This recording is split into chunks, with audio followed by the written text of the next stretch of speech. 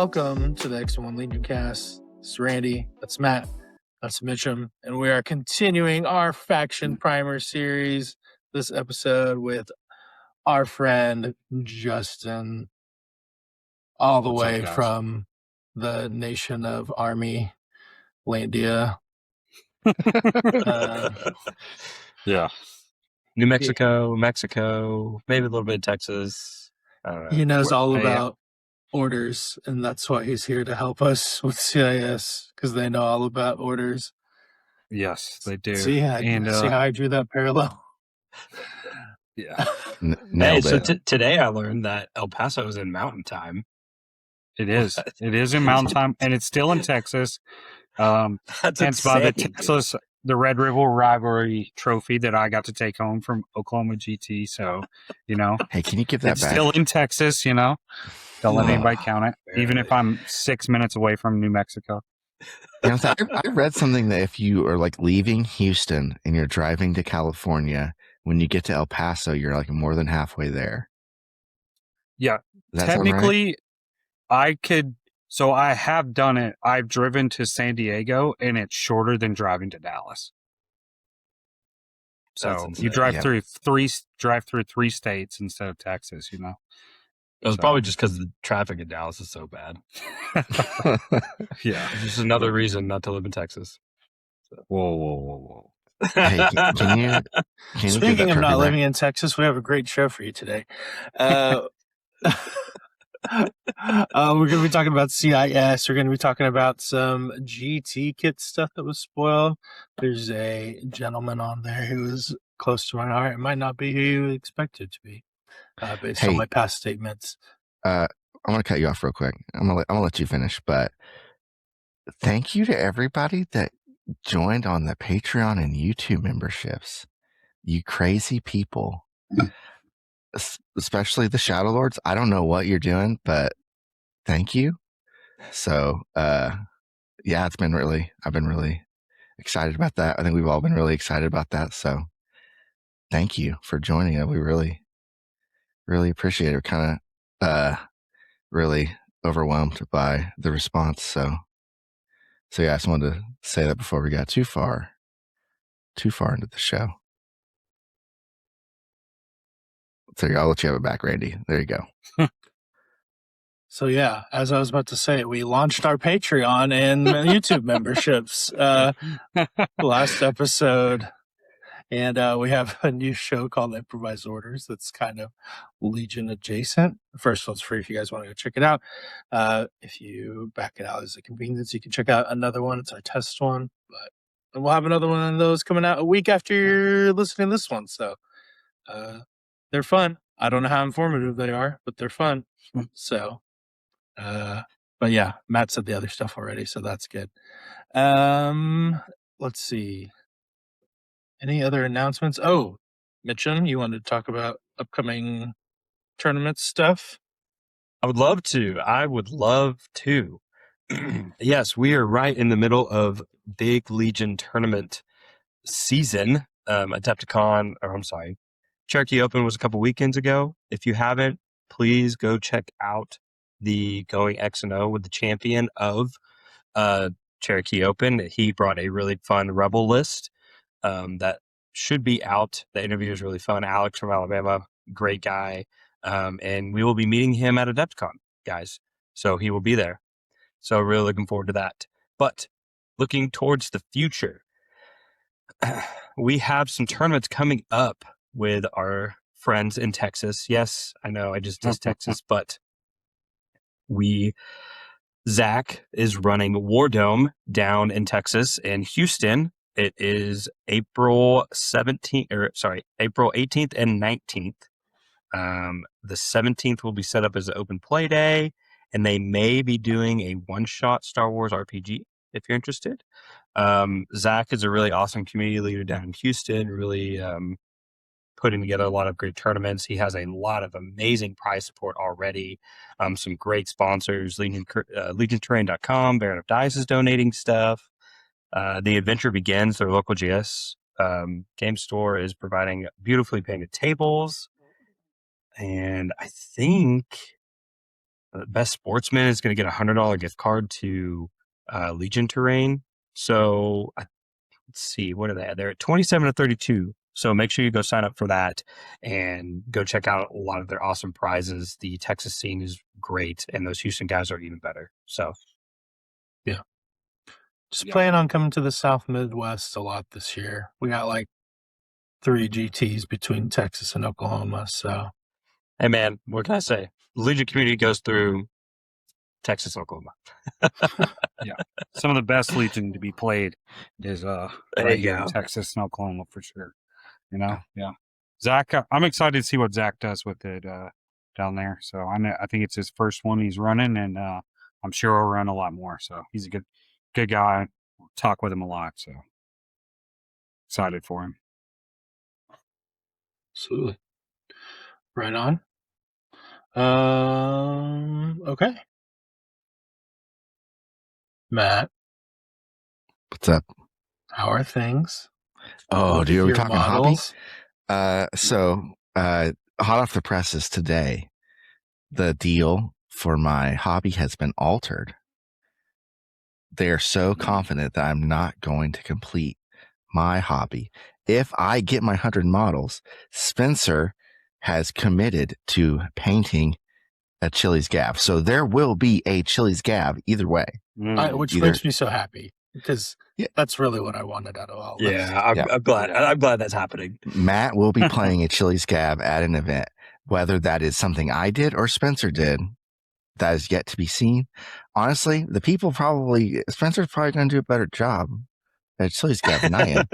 So really, I'm really pushing that you hope you get the 100 now. I would say you guys should be encouraging me because then we get a Spencer Chili's Gab instead of a Matt Chili's Gab. But to answer your question, I did another model. I did a Callus. I finished him. I need to base him still. Only 99 to go. No. Yeah. No. Wait. Yes, that's correct. But I should have by next podcast, I should have at least 30 snows done, if not more models than that. So I'm close. I've done basing, I've done weapons, I've done markings. Really, I'm washing, dry brushing back up, and then basing. And I'll be. Randy, I'm really debating on when we need to take extraordinary measures to get Matt to. I mean, when do we need to revert to kidnapping and throwing him just in a white room with just brushes and paint and just forcing him to? Have you guys seen the Ozark clip with the lady yelling about like insert it says if you want to stop me, insert if you want to make me finish my hobby goals, and then keep going with the clip. That's that's where I'm at. No, I'm feeling okay. So if I get my Adepticon list finished, hobby wise, that's gonna be like almost 50 models, and it'll be March. So I'll feel like I'm in a good spot. If I'm running Wookiees at Adepticon, then we can go ahead and sound the alarm bells. As far as Matt is way behind on his hobby. So I love that you're saying if and not when. Yeah, I am saying if and not when. Because if I at this point don't play Empire, that means I haven't practiced my world's lesson since November. So that would be great. I feel like the determination and like the will to do it is there. It's just I'm not seeing any commitment, Matt. Like I'm really doubting your lack of commitment right now. I gotta say we're 3 months into the year right now. You've only got one model. You only got one model done. No, I've done 3 models. I've done multiple. So 97 to go. Okay. No, I think okay. So let's get an accurate count here. I was supposed to do 52 models last year. Is that correct? And I double or nothing. So I think their correct total is 104. And I have done 1, 2, 3 models. So I do have 101 models to go. If that is correct. I think that's the official number. So let's see. Let me do some quick math real fast. Let me see how long it'll actually take you. So 3 that models, information. But Callus is done. I feel like he looks pretty good. I need to base him. He should be done by 2029. Yeah. While Mitchum's doing the math, like Matt, I totally believe on you. I think you were actually just waiting to show them that like you gave them this false thought of like they don't believe in you. And let me tell you, a guy in Texas believes in you. I mean, Yeah, I've got them right So where I I want believe them. you. I've got them. Yeah. Dude, you've Thank reeled you. them in. You've reeled them Yep. in, and all of a sudden you're just gonna throw out 61 storm or snow troopers one day and be like, "See, what now? I'm gonna take 2 weeks off." I'm just envisioning pulling up to pick Matt up for the road trip to Adepticon. He's like, all right, guys, this is my mobile car paint setup. I can knock this out on the way. It's going to be fine.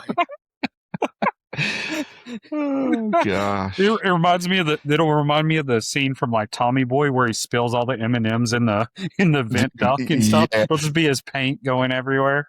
Yeah, so they're like Randy hits a bump in Iowa. I'm just in the back, just losing my crap because it just my Nolan oil just flew up in the air. Oh, Yeah, no. That's why we don't use pots. I hope not. But you never know. Hey, You know? Matt, I'm just enjoying this because I was you last year. So Yeah, I was gonna say you must be liking this. This is great. I don't know what this feels like. This is a new feeling to me. So it's okay. I will take getting bullied for a year because the Army believes in me. I do. And they didn't believe in Mitchum, but they believe in me. So that's very true. I believe in myself. I also have a table to finish, so that's kind of tough. So I've got to have a table at OKO. So really, I mean, technically, you have 2 tables to finish because you still have a big piece of terrain for my table as well. So, I mean, it's back there. It's just I haven't done anything with it. I know, and I'm not. Honestly, if we forget about it, then I think it's fine. I feel like your table has a lot of terrain on it. We can look at it and we can kind of assess. That's an amazing model, but it does have like assembly instructions, like in a PDF. Yeah. So I'm not really looking forward to it. Honestly, I'm not putting it together, just for the record. So at this rate, I might just take like bits and pieces of it and just make it like a wrecked. Nah. Yeah, like a downed one. That'd be pretty cool. From a guy that's played on Mitchum's table and I lost on it, I need more terrain on there. Okay. There needs to be more line of sight blocking because I couldn't do anything with my CIS list against cool. Hey, you bring your own line of sight blocking terrain. Or models. It deteriorates quickly. I've learned that. Yes, it does. Yeah. Yes, it does. So speaking of cop outs, how many of your lats are done, Mitchum? Hey, speaking of 1. There we go. Yeah. Who's hanging out the side? It's me. At the clone form. There you go. That's Matt right there. I've got a rocket launcher. Yep. And then I don't have a paintbrush. Just for the record. No. There's Randy right there with the vibro sword and talking the comms, and then there's me just with the backpack. I don't know what I'm doing.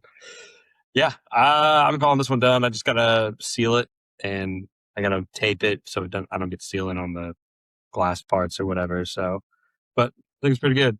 Do you have the Bluetooth speaker in there? What song's playing? No. I think I am gonna magnetize it. It's like we talked about, Randy. It's gotta be If You Want to Be My Lover, right? Whatever song that some Spice Girls. Yeah. Do you have like a bunch of weight in the base? Yeah, I got a couple. Well, not a whole lot. I mean, I got a washer underneath there, and I got a couple like fake rocks on the base. So it's like I'd just be worried at the center of the weight would be so high that it'd be like really wobbly. It fits into the stand pretty well, though. Actually, at least mine does. It actually fits in there pretty well. But yeah, you can really it can be top heavy. You can really. I was just thinking if you could try to see if I could get like a 45-degree angle off of it, or close to 45-degree angle. Oh no! I don't want to do that. And I need to. I figured out my transportation issue with getting them to Adepticon. Okay. Thanks to Randy. I've ordered some like foam inserts, basically like for his buses, but for another company. So those should be coming in pretty soon. So otherwise, I would prefer to just glue the dang thing together so I don't have to worry about it. But with those foam inserts, I'm going to have to take them apart, which will probably end up being better in the long run, I think. Yeah. It's going to snap at some point if you glue it together. Yeah, with it being so tall and everything as well. So, or if your son comes by and like judo chops your flat. He's already done that a couple times. So yeah, I don't know. it somehow broke, and I like messed up the gun. Like you can't really see it, but like this gun like snapped in 3 pieces, so I had to glue it back together. Aw. So fuck it, whatever. This guy got a rocket Let's launcher. see. We'll Also, I got Yeah. done. I got my 3rd ARF squad done. But they're sitting on my prime Nice. on my sealant little thing I need to do. So I need to take them in the garage and seal them. So yeah, I'm doing pretty good. I'm up to 27 of 62 so far, and I got my first vehicle done. Don't spray them. Don't do the lacquer on them now, though. It's way too humid. Those boys will cloud up real bad. Yeah. I do it in my garage, but yeah, I'll wait. That's a good point. This little Oklahoma weather updates. Yeah, I probably won't get to them. I'm gonna say I'm gonna wait, and then I'll forget about it. So That's how we do. I think I have my Super Fleet squad done. I got Cassian Andor cage. The Death Star plans are on the back of the Declaration of Independence. He does look like Nick Cage. I don't think that was my paint job. I just think his model kind of looks like Nick Cage, personally. Yeah. I don't know. it definitely doesn't look like Diego Luna, but I thought the eyes looked good. I thought I did good, but Yeah, no, I think you did great. and then I've got an Ewok Slinger squad based up, but I need to finish those bad boys up. So, if you guys see a hobby hang later this month titled Adepticon Paint Panic, you'll know the state of things. Justin, you got anything you've been working on? Yeah, so I finished up my 3rd set of scouts for my Empire, and I really just been working on my Empire army because I'm slowly getting into it with my stormtroopers, and then I painted up 1 set of marksmen so far.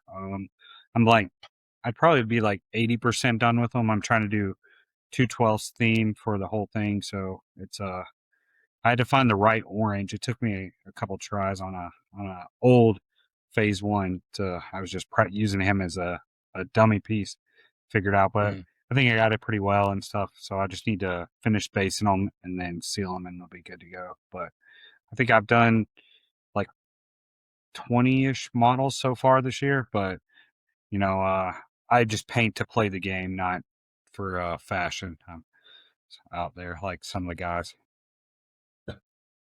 3-color minimum. Mm-hmm. I think I'm at 11. Just Really? I thought you were more than that. well, I mean, I've got quite a few that are like halfway done, but Okay. I mean, I'm on pace. I'm on pace for 76. Yeah, I'm doing fine. Did you use the I'm not new like at Cassian 3. with the 3-box model, or do you got the old? I did Cassian? use the new Cassian. I assume Yes. not much changed out of it, but I was really hoping for a new skull, more of an Andor Yeah. style scope. Honestly, Well- I don't dig the parka design. Like, the model's great, but like, just like Yeah. as far as like, what do I think is the iconic Cassian Andor? That's not the outfit I would pick. No. For him. Like Jin, they did a great pose, great outfit for her, Yeah. right? I mean, I guess she doesn't have that many outfits. She doesn't really make it out of that movie, so. Yeah. But spoilers. But yeah, no, I know what you mean. I know what you mean. But it's pretty. It's a good model. Just Yeah, it's a good we need model. what's his fashion designer name? Oh gosh, what like is it? Florian something. Or... Yeah. All right. Okay. Very good. That has been another exciting episode of Hobby Harassment.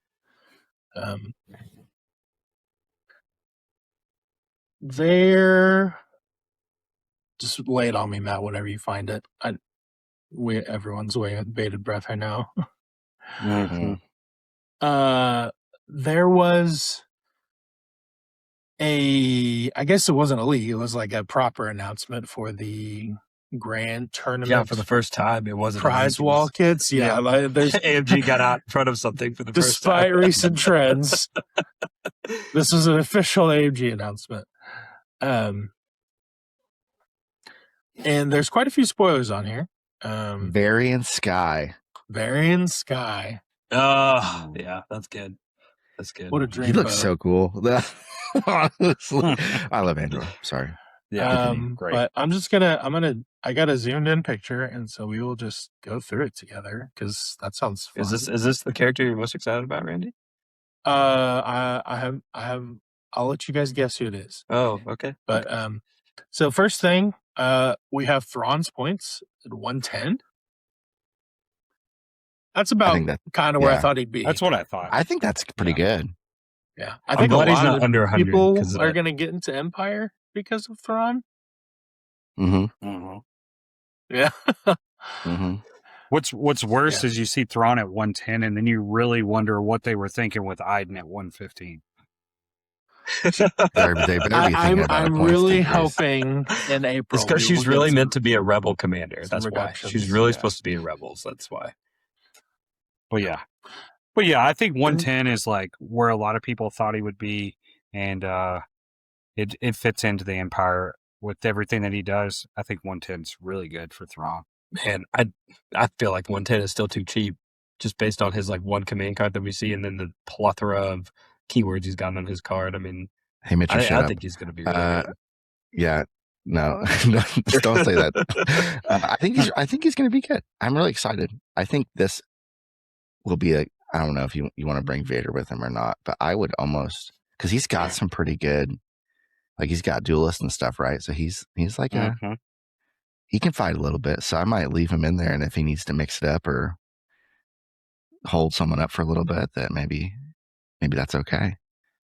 Do you guys think Enoch and Zombie Troopers are inevitable?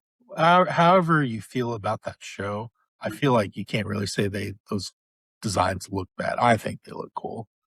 I mean, I know there's at least two guys who will say they look bad, but yeah, I would love to have them in the game, and I would love it even more. I would love if there's a battle force that has like the zombie stormtrooper mechanic. I don't know if you make separate models for it or not, but if you have like a stormtrooper and then maybe the unit comes back, it's a different type of unit, or maybe there's like a chance the unit comes back or something like that, would be awesome.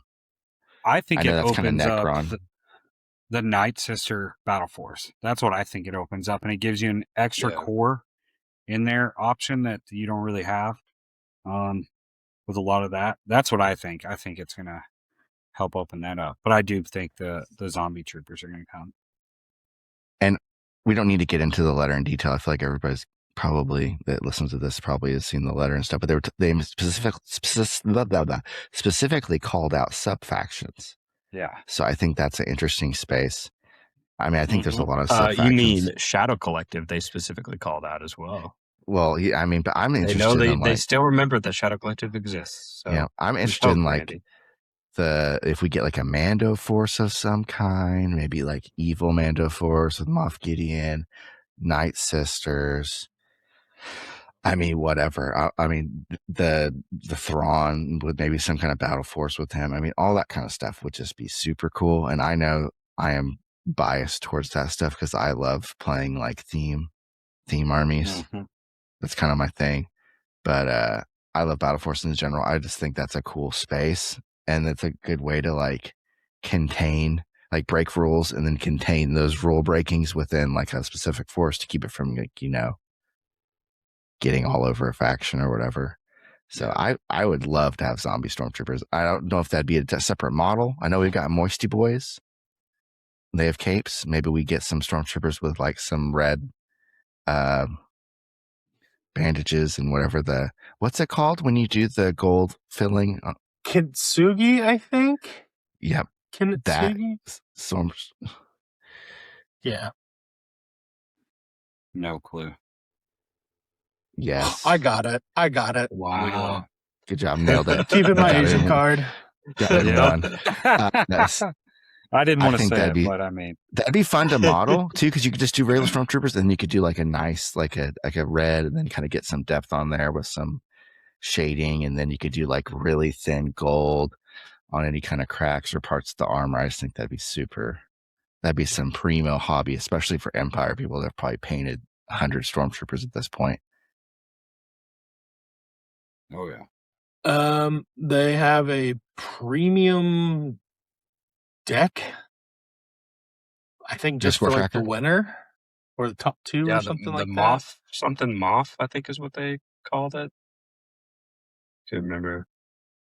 We're talking about the score tracker, right? Yeah. But it's like Yeah. the design of the score tracker is like called something. I can't remember. that. The moth. Is that Empire thing? Empire's kind of because they've chosen purple as Empire color for some reason. Yeah. So that's okay. You can't make everything gray. Or white. We have new. So there's a new red defense die. It's like different than the marbly one they did before. I think it's supposed to be translucent. Yeah. It looks quite readable. Apparently, these translucent black die are for white dice. Which Yeah, is that's what not they correct. said. If you look at the faces, it's literally not correct. So because I'm it's wondering showing- if the article was incorrect because that the seems wording like was very strange. because that seems like an odd choice, right? I don't think anyone wants clear dice again, but No. having black die as white die seems wrong. But that's clearly for paint on a die, which is more paint than a white dice has. So I don't know. So article is probably incorrect there. I would think it's a black die, but Yeah. I have been wrong before. This isn't we don't do corrections either. So sorry. I mean, you could do a translucent white die like without it being clear. So. But they did say that, and then I had like a moment of like clear white dice PTSD. Yeah. From the original clear white dice that are like if you design a dice in a lab to be difficult to read, I don't think you could do a better job than those dice. Like if that was your express purpose. Yeah. I've been having to use some for the Cassian Super Squad roll. I'm gonna have to get some other dice. It's a surprise every time you roll them. It's tough. I'll like, give oh, you that some was dice. garbage. Oh wait, there's some crits in here. Yeah. Acrylic tokens. Acrylic tokens and tools. Pretty cool. Love that. Mm-hmm. What's this? I think that's going to be like a half range. The big range roller. What's the art mean on this? Like, what is that? It looks like the galaxy routes. It's a acrylic range ruler, additional acrylic ruler for 0.5 and 1.5 range. Yeah, what's the art? What's the art mean, Mitchum? Explain the art to me. Like, what's the art on it mean? Looks like galaxy. It's the galaxy map when you're looking at a navigation screen. Okay, so is this like a Thrawn themed GT kit? Yeah. And I found that it's the mission dashboard themed in the first Moffat. MOTIF. Not moth. I can't read. So. Oh, motif? Motif, that's the word. Yep. See, I can't talk either, so. Nailed it. It's okay. Randy knew what the one thing was, so we have some credibility. I'm not going to talk the rest of the cast. I am the man of I'm culture. not even trying. I really like acrylic tokens. That's awesome. Especially if they're the same size as the regular tokens for my token holders. That would be sweet. Yeah. Acrylic tokens are always good, I think. I wish we would get away from cardboard and go to acrylic. I do have one hot critique on the double-sided wound tokens, because a lot of times I've noticed, like when I'll be playing, it sometimes gets bumped. And if you're not really tracking, sometimes your guy had one wound a minute ago and then your opponent it got bumped somehow picking up, doing cleanup, and they think you have two wounds or something, and it can get into some spicy talk. So, interesting. which kind of, I feel that's kind of interesting. sucks. I haven't really thought about that. Yeah, that's interesting. So you just gotta keep up with it with your suppression and your wound tokens. I do like it that it keeps the board more clean. Personally, it's just a thing that I've noticed a little bit using the dual-sided ones now. Yeah, I'm starting to see more and more players put wounds on their cards. Like that's on what I like cards. to do. So I've still been hanging on to the old tokens. I still haven't committed to that just because it's harder for your opponent to tell what's going on, but it does, especially with like that Bad Batch though. Like I like it makes a lot of sense on for the Bad character card. That does make sense. Just make sure you communicate that with your opponent. I'd say there's a wound going on record. Yep. And then this guy got there he is. Oh man. So Chef's you're most kiss. excited about Captain Rex, right, Randy? Do you want to talk about him first? There's no changes. He didn't go down at all like we thought. Like, Scouting party's pretty Honestly, good, though, right, Randy? just because there's a number on that card that has no indication of what their points will be. that's true. April. Honestly, all these I'm gonna cards probably say. don't mean anything. It's probably going to change when it comes to release. But yeah, Mace Windu, we've got his card. He's 165 points, putting him in that Dooku Vader range. Jump 1, charge, compel core trooper, deflect, immune pierce, master the Force 1, the pod mastery. We don't know what that is yet. He's got 3 red, 2 black, 1 white, impact 2, pierce 2 saber, surge crit, surge defend, 6 health, 3 suppression, and he's got force crush with blast, immobilize, and suppressive. Ranged immobilize is pretty spicy, right? Yeah. I feel like Love the that's fucking new callback. and spicy. on force Like Force Crush. range That's awesome. 2 immobilize is spicy. Like most of the whips are range 1 and stuff like that. That's pretty nice. 6 wound, surge to defend, also spicy. Insane. 3 force slots and command slot and 2 Yeah. training slots as well. Like, hello versus speed and force Whatever else you barrier want. and yeah, Hey, you got it. You got master it. the It's Kurt. force. Yeah. Like, yeah, dude, he's. Yeah. I'm not crazy about his lightsaber dice. Like, I hate seeing him with a white dice in there. I think that's a little. I don't know canon wise. I always assumed he was one of the better lightsaber duelists in the lore. I don't know of that, but it feels kind of weird seeing him with a white dice. So That's just- Yoda's 4 red. I know Yoda can attack twice, but Yoda's 4 red. So this is better than Yoda with surge crit because you get more. You're adding instead of 1 red, you're adding two blacks and a white. So it's statistically not though, because Yoda's throwing 4 red twice, so that's 8 red. Yeah, you don't always Surge attack crit. twice, though. You don't always attack twice. We also don't know what Vapod does. I've heard a lot of rumors. Sure, I mean that's fair, but like If some of the rumors I've heard are like degrading dice, I know we talked about dice degrading is a thing that showed up in the rules. With the cumbersome change. yeah. If I mean, I don't know how degrading dice would work, but if we're going from a red to a white, even if it's a white surging, then that dice pool becomes insane.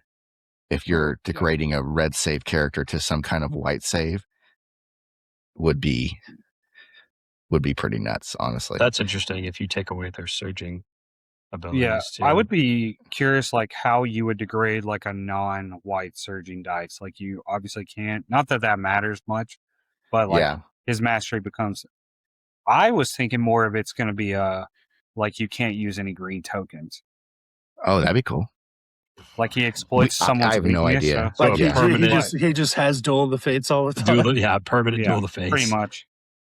Like he Jeez. just can't use like because I mean that's kind of like what he does is he exploits people's weakness and finds the weakness in their abilities. So like if you got someone with a bunch of dodges or something and then he hits them with his mastery like and takes away that ability, I think that would be really cool and kind of thematic to him of like for that, or it could upgrade his dice maybe as well. Mm-hmm.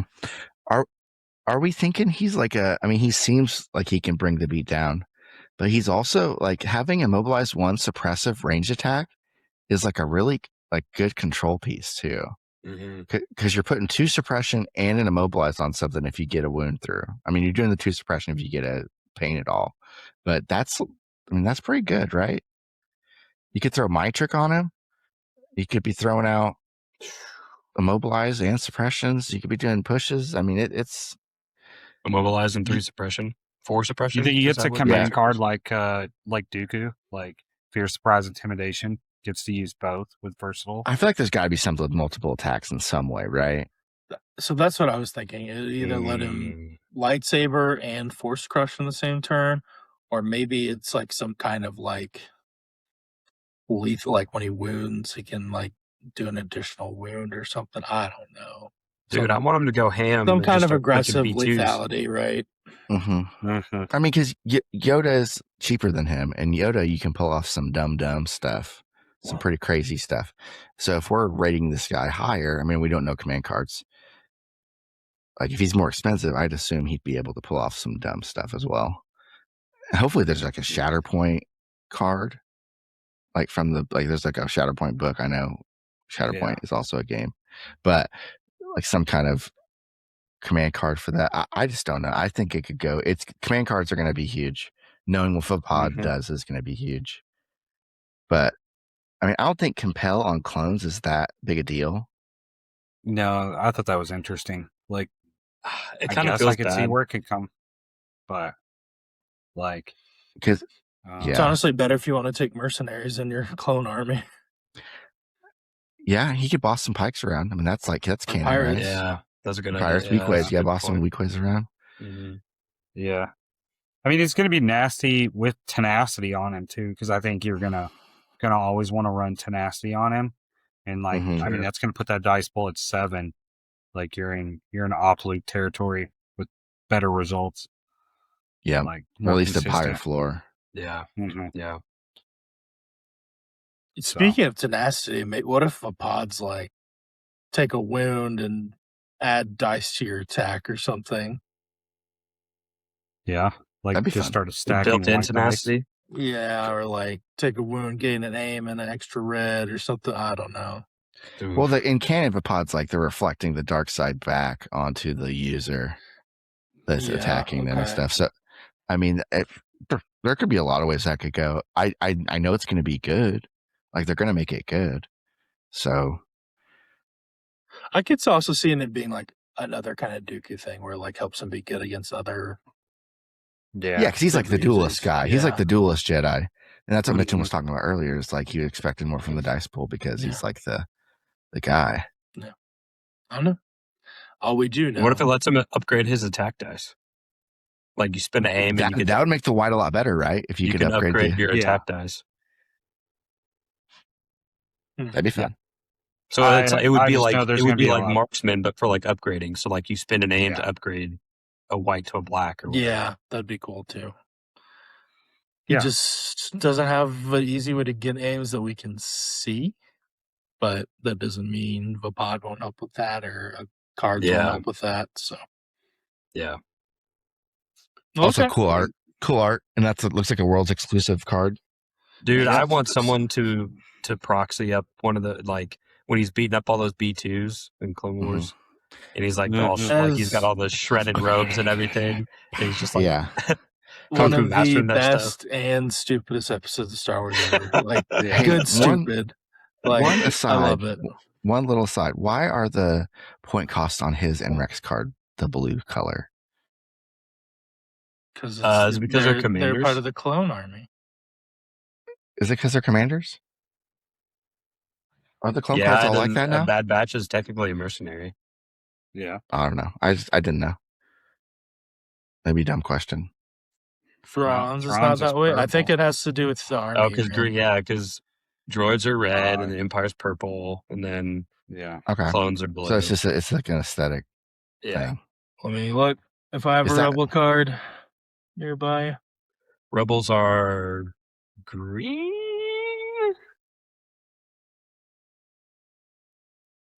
This was totally planned. This is amazing podcast content. I have the Galactic Republic cards. It's like a greenish blue. Yeah, like a dark green blue. Sorry for the distraction. Okay. Well, that's pretty cool. I'm excited. We'll have one of these at Oklahoma Open. Yeah, we will. Yes, we will. Oh yeah. So yep. Come get your prizes, boys. Yeah, there's so they have it broken down into like, so you get champions in the top 2, the top 4, top 8, and then participation is just a bunch of command cards. There's Kalani, and then there's something else that we didn't mention that I will. See You in Hell for Han Solo, titled Reluctant Hero. So I think that's going to be a Chewie Han command card. You don't think it's for the Han? Oh, I guess it could be. on a ton. That is from Empire Strikes Back. Is that from Empire Strikes Back? Yeah. Then maybe it is. From Yeah, it's when he's on the Ton. They're like, "You're gonna freeze," and he's like, "What? I'll see you in hell." Which is there hell in Star Wars? Apparently there is. Yeah. So Yeah. Hell is the name of a like hot planet with like red horned people on it. Yeah, and then stories, so many of them true, and then General Kenobi, knowledge and defense, aerial assaults, and then Boba making his way to the galaxy. So, yeah, I'm really excited. cool.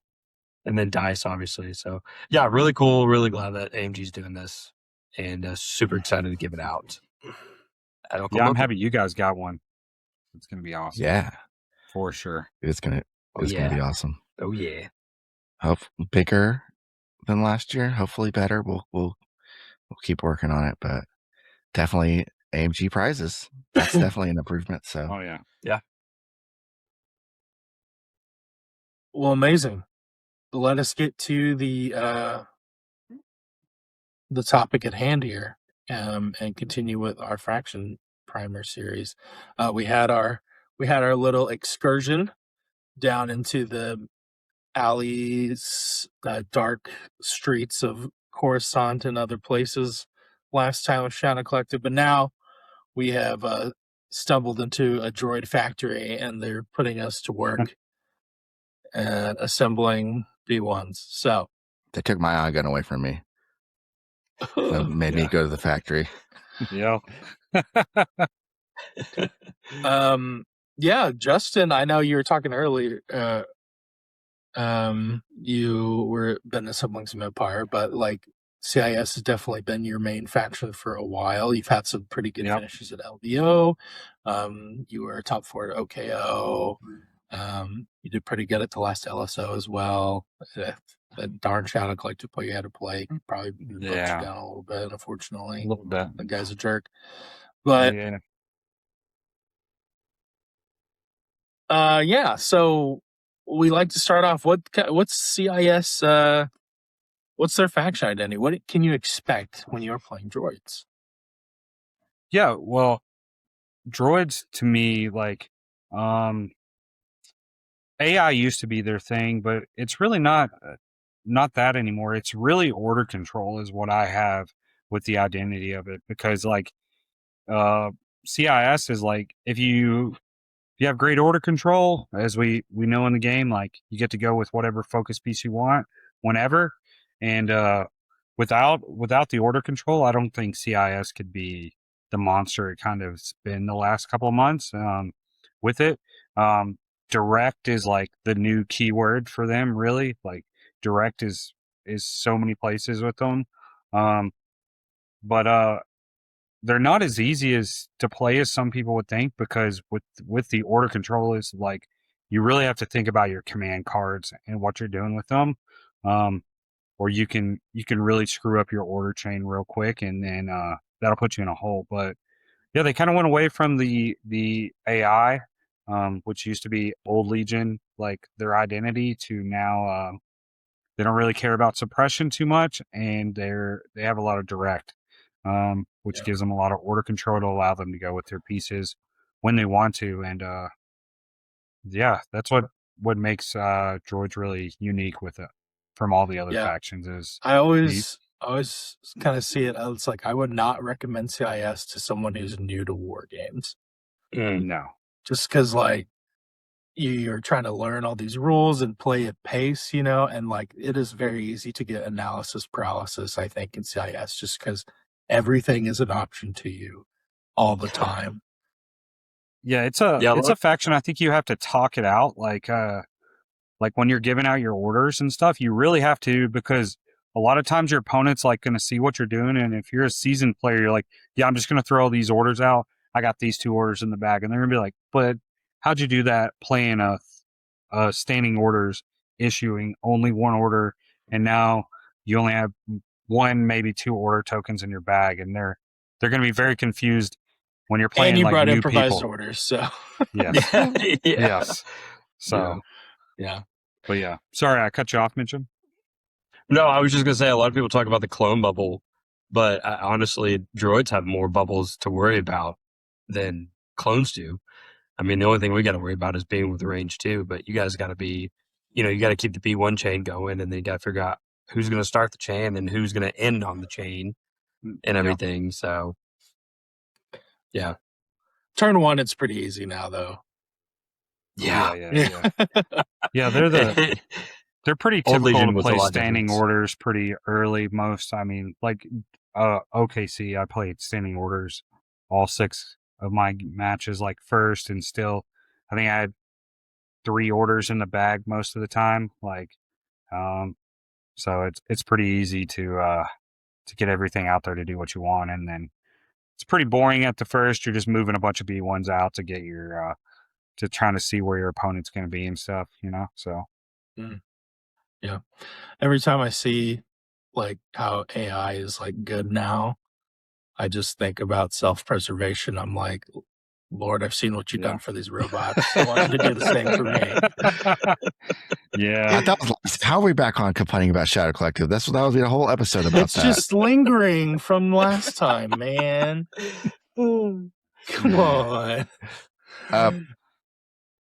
How do you feel about the new Super Tech, the tactical download turn 1? Is that that's a play I've seen a lot of people do? Is that like a super strong option, or do you think it maybe waiting later in the game is maybe a way to use that better?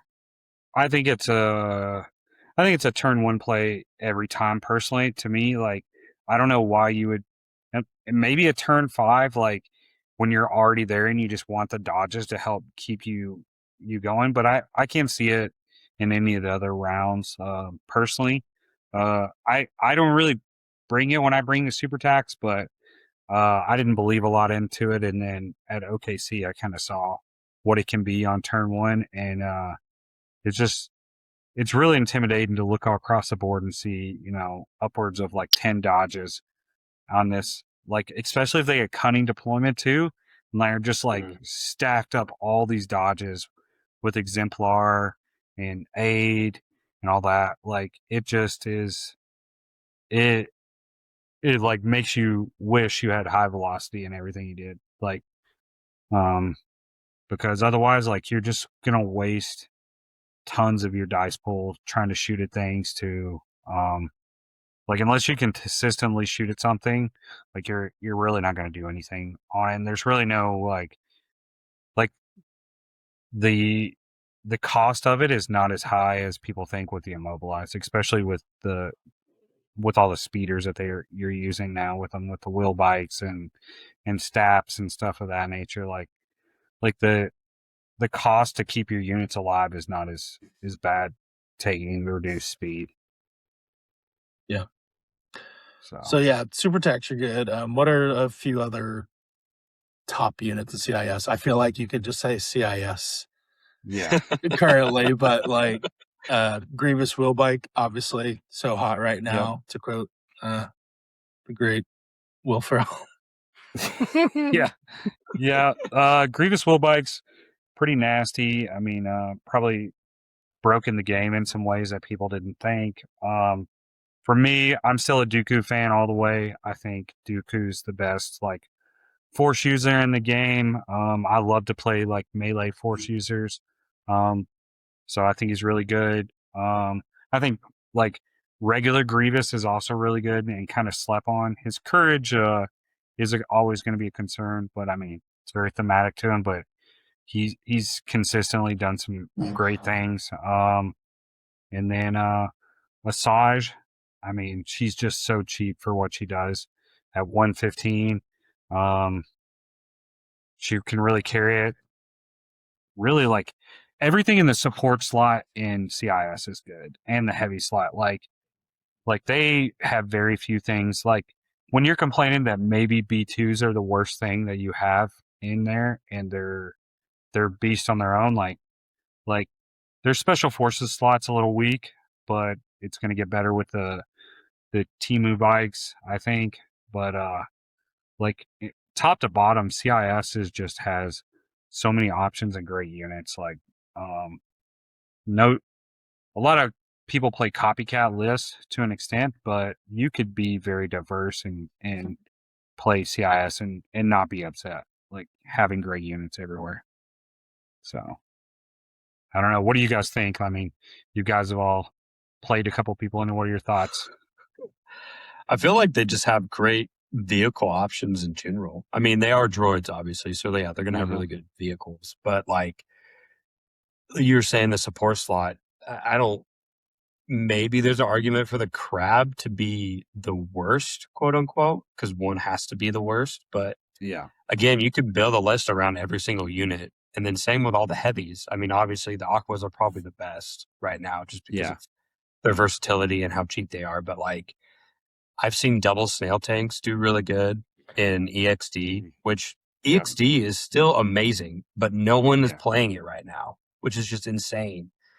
And then the AT-AT is just, it's really good as well. But again, you know, Aquas are just so good for the cost that people just can't justify paying an addition, like literally twice the cost to bring one model, and you can bring 2 Aquas for the same price. Like, it's just insane. I'm not excited when I see double CIS heavy lineup across the field for me in any way. Regardless of what those 2 heavies are, I'm not excited just because, I mean, they all have the snails are, you know, huge wound pool with usually defense protocol. So they've got the nimble outmaneuver shenanigans. The AATs are red save, like 9 health armor cannons. Yeah, high velocity spam. So, and then a red save armor at any point can just decide to not take wounds after the armor threshold. I've been playing a lot of Ion Snowtroopers lately, and you would be shocked. Maybe not shocked.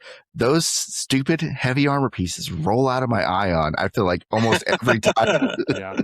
And it's like, I just like set up this Ion shot. It's like, oh, I limited your action economy. And they're just like, nope. Did I fail 7 defense rolls in a row? Yes. Did I make both Ion rolls? Yes. It's like, still get to do what you want. So, no, it's, I'm not, I mean, all the heavy armor is good. I do think Aquas are the best just because of the infiltrate line of sight blocking. They're the cheapest. They still hit pretty hard. They are difficult out as far as attrition, but yeah, it's all good. That's the thing. When I play droids, I play against droids. I don't play droids. There's not really a bad unit. And I think you can probably justify using any unit. I do think like Super Tac and like the Wheel Lord Grievous are probably top of the pile, but I think we talked about maybe it not being the most playable faction for a new player, but I feel like if you're a Legion player and you go into droids, I don't think there's a wrong choice right now as far as playing whatever. I think it's all pretty good. So hear me wherever out you're on spending this. your money is good. Yeah. I think B1s are a bad unit, but they are like the perfect example of if you price a bad thing correctly, they are useful and good. Oh, like, 100%. They're like, because I mean, they got crap saves, right? But you know, there's enough of them. They'll probably get a crit through. How many times? Raise your hand if you've been personally attacked by crits from B1s. Yes. But like, the price point like allows them to have a spot and just all the other factors need to figure that out. Yep. Shooting them feels bad. Killed them. Cool. Congrats. You killed a 35-point unit or whatever. Getting stuck in melee with them feels bad, especially if I've been running. If you only kill 5 and there's still the unit leader left. Like I've been running Commander Vader. If you don't have force push and you get tar pitted by a stupid B1 unit, I feel like I never roll the 6 hits on my swing when I need to kill them. It's the worst feeling in the world. Yeah, like an implacable turn, you're coming up with a B1s and you know it's coming and you run up there, dodge, tie Vader up in melee, and you're like, all right, I'm going to let you waste 2 of your best card to kill 38 points worth of a model. Or right now is like, it's Shelf's kiss. I agree with you. I wouldn't say they're a bad unit. They're a unit that I don't mean like I think they're underestimated. They're bad, quotation marks. They are perfectly priced, in my opinion, for what they do. Like what people are asking B1s to do, they found the right price at to get them to do that. And that's what I think is great. Like, and before, like, I know we're going to get into it more and like people's thoughts on like the wheel bikes and everything else. I think before Grievous Willbike, even though they were winning a lot, they needed some touching, and like the Aquas, I'll say that being an Aqua player, and it hurts me, like they probably should have went down like 20 points, in a hot take. But like realistically, like I thought CIS was the most perfectly balanced faction for what you could get before the Willbikes came out, minus Aquas. If you took Aquas out of the equation and you had everything else, like I think the B2s are right where they need to be. The Super Squad's one of the few that are not cheaper but cost more than the base squad, because you're just, to chew through that is going to take forever, which is really nice. Like, I think Dooku's at the right spot. Grievous is right at the spot. Maul probably needs to come down, and then the mercenaries, like everyone knows that. But like the core identity of most of the units there, minus like some heavy weapons and stuff, like was really well balanced, that you could just have a good variety, and it felt good. You could get a great act count with them and do what you need to do where it didn't feel bad. Because you can go down to acts really quick losing some B1s. They're not a little bit of focus fire and you're down 2 acts really quick. So yeah, no, I agree. I am not like, I mean, there are probably some high level stuff that needs to get hit on droids, but I feel like overall love the faction balance. Like, I wish all the factions had that kind of faction balance, like everything feeling so playable. So I do, it does seem really great. And there's like a lot of different play styles. We're talking B1s. So like we're saving the game, but there's a lot of good red save stuff in droids too. I mean, there's just, it's just awesome. And I think the faction balance is, other than the two, I think Aquas and Greg and probably the Super Tech are like probably a little too aggressively costed. Sunfac's a little too cheap, probably. I got where he's at. Dunked on by Geonosians with my Wookiees, probably harder than I ever got dunked on with any other list, just because Death from Above took away my cover, which was like, those are your saves, bro. That's my thing with Wookiees list hiding. And I didn't like, he's doing like kickstands on boxes, and apparently that works with Death from Above. And he's like, oh, I'm on this box, I'm above you, so no cover. It's like, that's a difference. So I mean, there's a bunch of stuff that's really good that's not getting played in droids because there's just like some good. I mean, but there's people are kind of balanced. I think everything's pretty balanced. I think people are trending, if they're tryharding, they're trending towards like the Greg Staps Aqua kind of thing. But there's a bunch of units that aren't getting played that I still think are super, super duper playable. And I just really like that. I wish I could say the same for all the other factions, Yeah. I know we keep talking about how like we shouldn't recommend CIS to like a new player, just because of like, I agree in the sense that like for higher level play, it's not great because there's a lot of things you have to keep track of. But also in the same sense, like if you like droids and that's like kind of your thing and you're a newer player, like the rule of cool definitely applies to droids because everything is balanced and there's a lot of cool stuff. So it doesn't matter. You can literally go the list with all the coolest models that you think are cool, and it's guaranteed to be good. So like, don't be scared to play droids just because there's a lot to keep track of, and it's like, it's a little bit of like a higher level kind of like, not like tricky like Rebels, but there's just a lot of things you have to keep track of, like little nitbits and like little things. There's a lot of bubbles you got, but like again, the rule of cool applies, and every unit is so balanced that whatever you put on the table, it's going to be good no matter what. Now, as you start playing, you'll start learning the synergies, and that's when you get into higher level stuff. But like just throwing droids on the table is generally going to be decent. So, which is, I mean, always good for a new player just wanting to go out and just kill stuff and then kind of learning the game. So, yeah, you're not going to be unhappy with them. And once you figure it out, you got it. I mean, Randy, you can speak of that being a shadow guy. Like, once you figure out how to manage your orders properly, like, obviously, we're the opposite. I want orders on everything. You want orders on nothing. But once you figure out how to manage those, like, and you can get it going, and a lot of it actually comes down to, like, when you play with a friend and you're like want to talk out what you're doing when you're learning first, and you're like, yeah, I'm gonna chain to this, I'm gonna do this, and then when they're looking at it too, and they'd be like, yeah, but if you would have chained this way, you could have got one or two more orders out of it, and that's what's really cool. Like when you're playing with friends and stuff, and it's not on that competitive level, and even sometimes on the competitive level, like because most people know, like, yeah, everyone loves to play the game and everyone wants to win, but nobody's becoming a millionaire off playing Legion. So, it can get spicy out there, but like most of the time, the people that you play are fairly good company to play with, and like will help you out even when you're playing your faction, and they'll talk it out with you and be like, hey man, if you would have done this, or I'm doing this, like that's what I'm going to do to help you and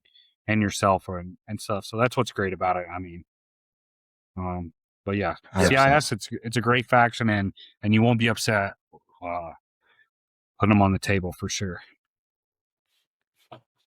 I think too, like CIS is kind of getting a bad rap right now, just because it's not that it's so much better than every other faction. I think it's just so well balanced that nothing feels bad. And it feels like in all the other factions, you're like an Empire, you're bringing Stormtrooper Battalion or Blizzard, or and Remnant. then like You're playing Remnant, yes, Remnant yeah. and Stormtrooper Battalion. So there's like only two things that are like in the meta. Gar, I don't know what. I mean, you're bringing maybe 501st, maybe 212th.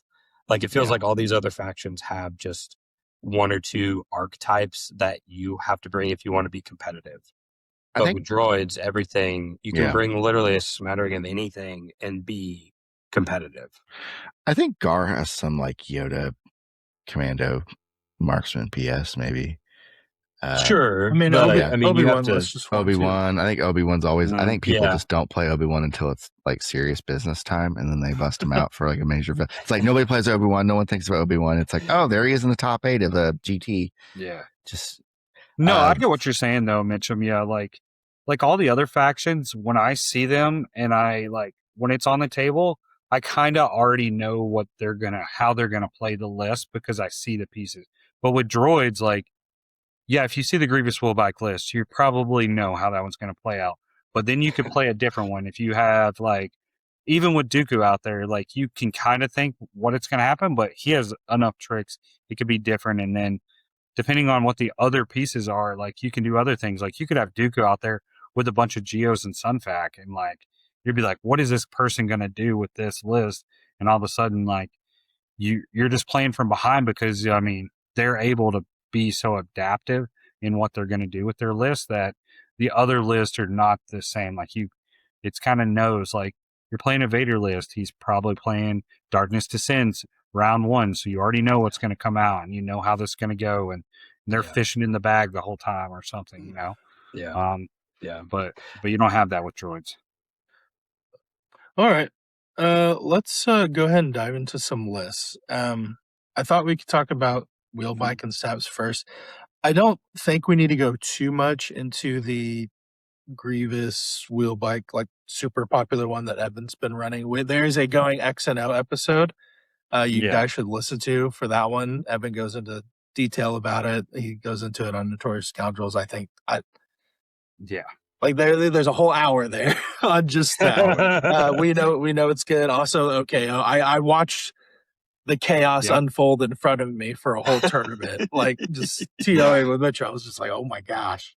You can watch my stream. You can watch my stream of how Evan like dunks on me. That's the hardest dunk on me that someone's ever did. Like I was just not ready. The cards were not in my favor or the dice that game. But it's a good list. And that was like early. Really I think people like had like theoried around like what was possible, but I don't think it really, that was like the coming out party where he was just dismantling good Legion players and just they felt entirely outclassed. So I mean, he went on a run. I mean Justin, you're a top 10 Longshanks player. I think Colton's a top 15. Reagan's pretty high, and sorry to say, he worked you guys as a unit. I will say, like I knew he beat that tournament too. Yeah. Yeah. And it Yeah. wasn't like you guys were like, you were playing good lists, especially for the time. I mean, it was like Duke Ewoks, that's a really good list. Colton was playing pre-nerf Ewoks. Like, that's a really good list. So it's not like you guys were pulling punches, and it was just, I think it kind of introduced, hey, there's like a new standard of how good a list can be. And, yeah, I think we're all kind of collectively as a community adapting to that new, especially with Ewoks got hit. Aquas got hit a little bit, so the Dooku Aquas got a little bit worse, that kind of stuff. So, yeah. Mitchell, do you want to throw up the wheel bike list Justin sent us? So, Justin, you've been playing around with the new wheel bike kind of theorycraft in there, and I think a lot of people want to go all wheel bikes, but it looks like you're kind of going cheaper with Stap still, and then a wheel bike and Grievous wheel bike. Yeah, I think for me, the way I see the list, and I'm by no means the Grievous wheel bike master pilot on here, but obviously I've seen it firsthand, and it's a lot of like the standard list. I see it as just the one extra wheel bike with him. I think you do put the Magna Guard on there, the upgrade though, which gives them the immune pierce for that. But overall, like, it doesn't, this list will keep it where you can keep your orders pretty well managed here, because you start adding too many of the wheel bikes in and you're going to have more trouble like getting orders to all the wheel bikes. And then that's when your efficiency is going to start going down quite a bit by losing the bikes as well out there. But with one, an entourage from the warlord himself, like, you can keep an order on that bike. And I see the one bike kind of as a cleanup piece for Grievous. So anything that he kind of whiffs on, that second set of bikes just comes by, shoots and overruns as well, and cleans up anything that he has, so he can keep on doing his mayhem through there. But that's, hey, I want to read it real quick for the audio people. The list we're talking about is 12 acts, Grievous Wheelbike Warlord with up close and personal and recon, Naked Kalani, a super tac auxiliary command droid with seek and destroy, overclock, optimized task flow, and electrostaff, 3 naked B1s, the Timu wheel bikes with the Magna Guard, 3 staffs with link targeting array, and then 2 aquas with the heavy and link targeting array. So it's pretty straightforward what we've been seeing, just kind of with the extra wheel bike kind of put in there. I think the way you have it here too helps you afford the aqua droids still without having to slim the rest of the list down too much, because you're saving 60-ish points that way. So super tac droid is so good. And the electro staff on it is so good. It's like, cool, let's make it a tar pit piece also, along with all the other BS this thing's able to do. And it's like, it can also just lock down a melee threat for a little bit with the staff. Yeah. I also, see him, 4 copies of LTA is insane. That's 5. Yeah. 5? Yeah, 2 aquas, 3 staffs. Oh my god. Yeah, 5 of those out there. I mean, with the strategize as well, you got to think strategize too with Kalani. He's just tossing aims out every time between him and then getting it aided right back to him for exemplar. Exactly what Evan was doing, as you guys said. Like, there's an entire cast on how to do this. There's an entire stream of how to start the game off with 10 aims, like, immediately. Especially if you're doing tactical download as well, round 1, like it's just like it just hits hard. This list hits hard round 1, and then round 2 it finishes up, and by that time you're probably very little of your list is left, in my opinion. But yeah. Speaking a little bit about playing against this list, like Grievous wheelbike web lists, I think there's 2 schools of thought, right? Like, you try to bulk up and endure the initial wave, or you are gonna like go double X34 and try to take something off the board round 1 yourself too, or something like that. What do you guys think is more effective your approach that you've seen? I That's honestly, it's probably bulking up and just weathering the storm. I mean, that's coming from a clone player and a red save army. So that's really going to be very dependent on what you're playing against. If you know your range bands and can maybe sit back far enough and just kind of, again, just weather the storm and then just really bite back. Mhm. I think don't know. turn two is really important. I mean, cunning's away. I mean, if people are trying to beat them to the punch on turn 2, and that could be maybe killing staffs before they've dodged up. That could maybe be. I mean, it's tough to kill a Grievous in one hit or one axe. I don't know if you can really do that unless you chipped him round 1. But trying to mess with Grievous before he gets going, just stuff like that. But it's tough. I mean, the Trained in Your Jedi Arts play come in turn 2 is difficult to handle, especially if you've been attrited going in. It's tough. I think you need tricks, and I think cunning is a way. Some people are talking. I mean, we're going deep in the tank. People are talking Anban Din trying to immobilize this guy before he can move. I mean, dumb, silly stuff like that. Yeah. I mean, I don't know. There's not like a, hey, this is the way you beat this straight up counter, obviously, because it's some of the things now too, like I don't see it getting up to 13 with the added will bikes anymore, which was a big help for the list because you could almost always guarantee last. Now sticking 12, like I tried to play around to get to 13, and you got to do a lot of trimming to get to 13 just because the bikes are pricey. They're 90, and then you add 10 on with there, you're going to be hurting. But like if you try to weather the storm and manage the range bands, depending on the mission you play, you're going to lose because round 2 you're going to have to double move again, and they're going to shoot you that round, so you're going to miss out. Like you got to have a way round 1 to counter back. I think the double AAT play is the way to go back with the high velocity or some 212 with the saber tanks, like those big pieces that can take the shots as well, is like what I see. Maybe some commandos with the range 4 poke shots with some Match of pierce. vehicles and vehicles, pretty much. Yeah, like that's what I think. I don't know, like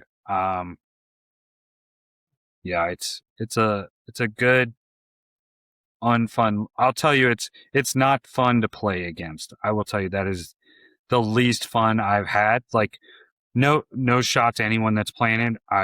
Like we said, the rule of fun is number 1, but it is not fun to play against. It is not a fun list personally to play against. It's a shame too because the models look so cool. Yeah, those teams who will bikes look so sick on the table, and then you watch them kill half your army, and you're like, well, maybe they're not that cool. yeah. So I wonder. I think some people are kind of tired of playing it at this point because I think sometimes there's like maybe a stigma, right or wrong, about people that come out with the top tier list. Beyond that, people don't want to be defined as a meta chaser. I'm hoping that's not necessarily the case for Worlds. I want to see if this thing can run the gauntlet because I know it's going to be a gauntlet of people trying to counter this thing. Oh yeah, I think it's going to be like the Blizzard Force here. Yeah, I'm hoping. I'm hoping people bring it. I have already gone on record saying I don't think it'll win, but I want people to try. There will be a counter to that list, I believe it, and then whoever counters that list will win. Yep.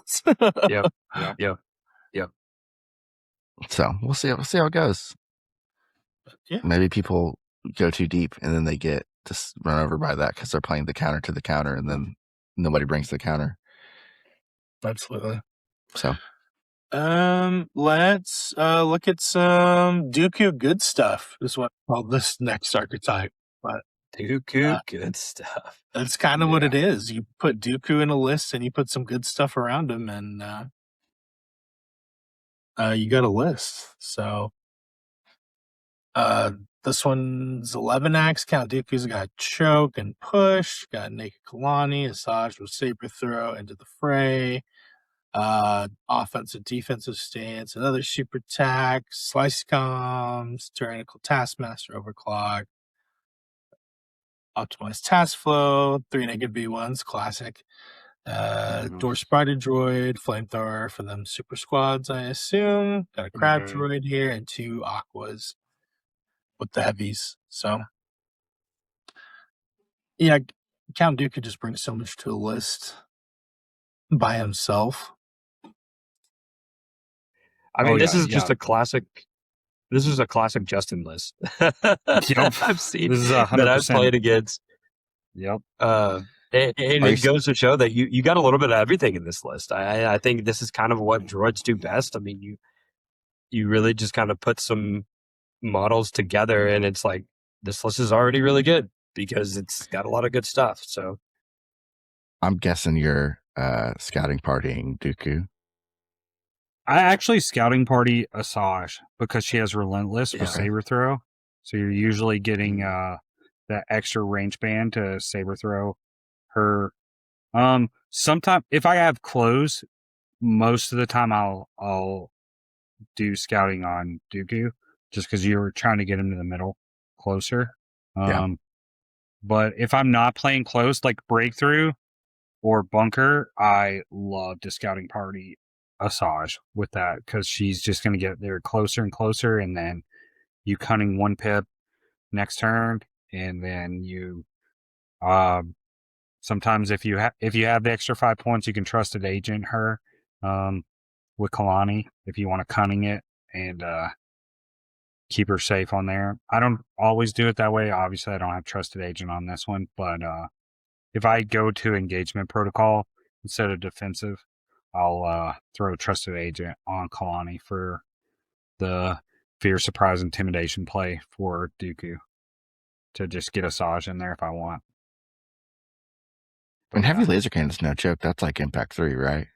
Yeah, it's Impact 3, 5 black, surging. It's pretty good. It's a nice little impact. Obviously, there's a lot of impact in this list already between Assaj, Dooku. When it works, Randy, like when you saber throw and hit nothing, it doesn't feel great, sometimes.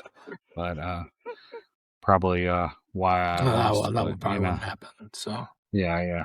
But no, between the Aquas and the Crab, like you can usually take down anything like within 1 or 2 with that, and then the Spider Droid just to get up there to flames because super squads are super popular right now, on there. But yeah, this is like a standard me list that I like to play on there with Assaj and Dooku teaming up, master and apprentice style. And I think Dooku's the best to put on there as well. Yeah, I think the spiders on there. Crazy. Dooku is great with the. I think he's the best one with force choke and push. A lot of people also like burst on him, which is fair. I just don't obviously have the points for it in this, but you're getting them both back every single turn, so maximize the use out of both of them. I mean, the amount of times you hit someone with Dooku's lightsaber and one guy's left, and then you just choke them to continue on and then push someone is great plays. And then with Dooku's 3 pip and force push, like you're doing a 10-inch movement on some people. So you can really move someone off a point and hurt their feelings really badly with it. Yeah. I think you'll find lots of Dooku lists out there because you can build it so many different ways, and it's going to be pretty effective. Yeah. Yep. Some other recent lists that kind of a little bit different was a Cherokee. Yep. This is second place. We can do second place. Oh, whoops. It was a walking Grievous list, right? Yes, they both were. Yeah. Is this the Grievous triple Magna list? I think. Is this the one you're talking about? This No, is the not this second one. place finisher at Cherokee Open. It is Okay, Kalani yeah. with improvised orders, Walking Grievous with up close and personal and prepared supplies, Super Tack with tyrannical taskmaster, limiter, override, optimize task flow, expanding database, electrostaff, slice columns, overclock, Sunfac, 2B2, 2B1s, Geonosian Warriors, Spider Droid with defense protocols, flamethrower, E-transponders, 2 Spider Droids with attack protocols, ion blasters, E-transponders, 2 Aquas, both with the heavy, 1 with link targeting ray, and 1 with E-transponders. Whew, man. Again, another kind of droid soup list. I mean, you got your mainstays, Sunfac and the Geos. I mean, Sunfac is so dirt cheap. I don't know why you wouldn't include them in every list. Mhm. It's kind of cool to see Spider Droids making a comeback as well after they, were paying for the sins of their past for so long. But, yeah, I don't know. It's kind of like when you're building droid lists. I mean, you pick your flavor of heavy, and then you pick your flavor of 3 supports, and then you pick your one mainstay like character, either be Dooku or Grievous or Maul or Assaj, and then you fill the rest with B1s, and then boom, you got a list. Oh yeah. Yeah, it's a good list. It's a fun list. They all no play differently complaints here. too. Do you guys Mhm. think the Grievous wheel bike cards can Walking Grievous use them? I do believe so. I believe so. Okay. Yeah. Did they help seen them that them- much, or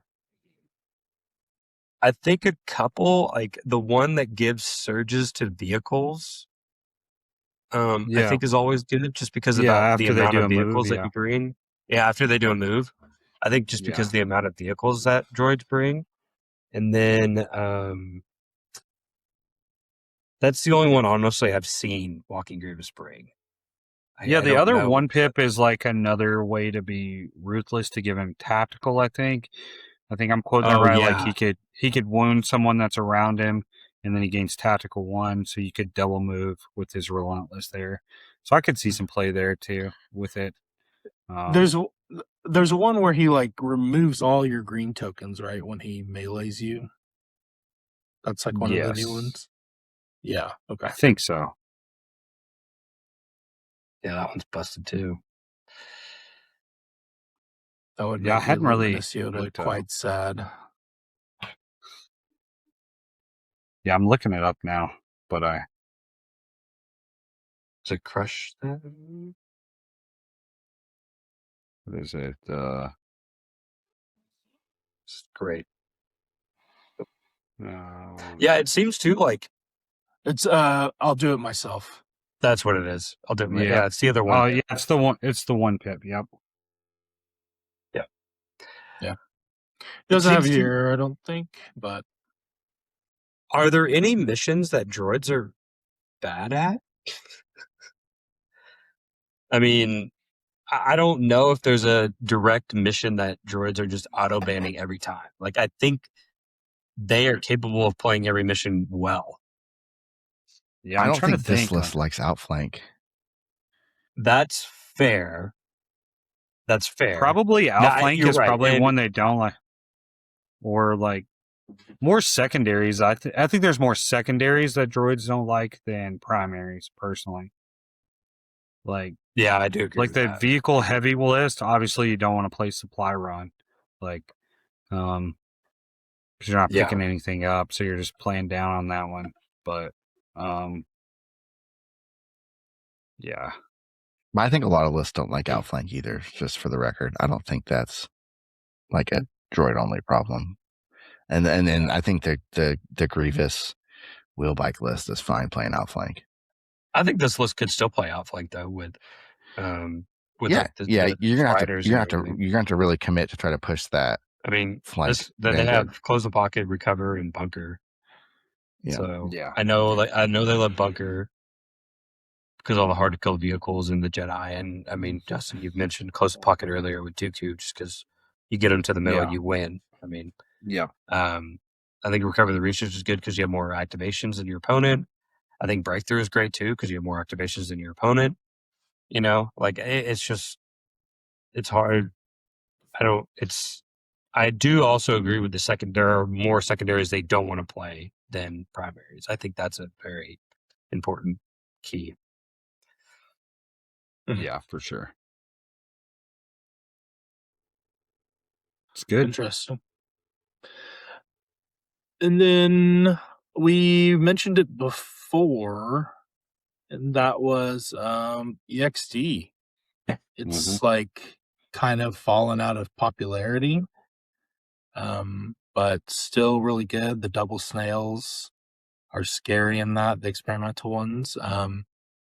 I don't know if the Commando 5 dice shot from range is as popular, especially since they just kind of roll up and throw more dice than that now. But have you played any EXD or seen anyone running it around, Justin? Or I played a couple. I played EXD at LVO last year. That was my first time. It was pretty interesting I mean, as long as you can keep the super tax alive, like it's great. We got a guy here in our local that's playing it now a little bit and stuff, and it's pretty cool. I mean, the tricks of just spinning the surges to either increase speed or add dice pool, stuff of that nature. It's just a cool concept. I mean, it's one of the ones that love AI still. That's one of the things of like AI is the key there with that one. Like, so like obviously the Super Squad B2s with Kraken is not like, you're not putting that in this list because you're losing the AI benefit on there. But like as long as you keep the AI in there, like the Super Squad B2s with this is, I mean, it can really hurt. Like you give them a boosted speed to help with that range, or if they're in range, you're just adding more dice to that already large dice pool. Pretty nasty on there. And the snails, I mean, the double snail EXD is the way to go, and it just murders. So it's really good. Yeah, underplayed now. I mean, in the heyday of CIS, this is what CIS had there for a while. This was like, if you wanted to win, this is what you played in CIS for a long, long time. So, and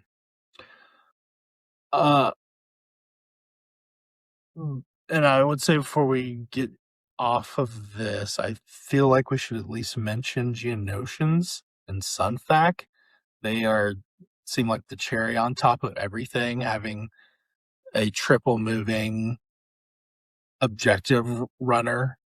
Like that's kind of one of the other scary parts of the wheel bike list is you've got these two guys sitting in the back with intel tokens ready to just hop on intel points or onto a recover the research point and grab extra VPs for you. And it's hard to deal with them because you got so much other stuff that's in your face, dumping a bunch of crits into you, things like that. So, oh yeah, Geo's also good. yeah. I'm scared they're gonna be paying for their sand and go up a little bit in points. Maybe not the core, but I think Sunfac, they may have went too spicy on it, and he'll bump up a little bit. I mean, they cut Poggle too, and you're still not seeing him. I think that's just a command card and a problem with him really. He is Courage 3 though, which is really, really nice. Like, so he's helping you on that one. But he's slow. But yeah, like Sunfac is like, I mean, for 55 just for context, the T series, generic T series is 60 points and it's 4 health. Does have direct on there, but still, that's what I played at Oklahoma, and just to think like I had to put this 60-point unit out there to get an extra exemplar, like because I couldn't afford Kalani like type guy out there. Really hurts when you see Sunfac over there, which is more health, more covered, natural surging, a better gun. just directing geos as well, and he's 5 points cheaper than what the T series is. That's 4 health is just for context of points wise. So Yeah. I Yeah, could see him so- going up at least 5, if not 10 points. And he'd still Yeah. be very he'd playable. be fine. Yeah. And yeah. Yeah, it's got to be at least 10, right? I mean, just That's what I ballpark, think. Yeah. I think you just run them naked. I mean, you don't even put anything on them, so you're just paying Yeah. the 55 to bring them. Yeah, I don't think I've seen Just anyone have put him. anything on him. I put C's on him every once in a while, Yeah. like when you just want to get him in order. No, that makes sense. But like, Yeah. other than that, like, no. You're running R2D2 is the same price. That's Ugh. insane. They are not the Brutal. same unit. That is brutal. Yeah. Yeah. Well, cool. That was Droids. I think the assessment is they're good. Maybe a little bit of Yeah. a learning curve, but you're gonna have fun. Yeah, and you I got think Admiral balance. Trench coming. Admiral Yeah, Trench Trench, coming soon too, Savage. who is, we don't even know, Savage. Like, there's just more coming to make it a more diverse faction. So yeah, you can see what the appeal is for them.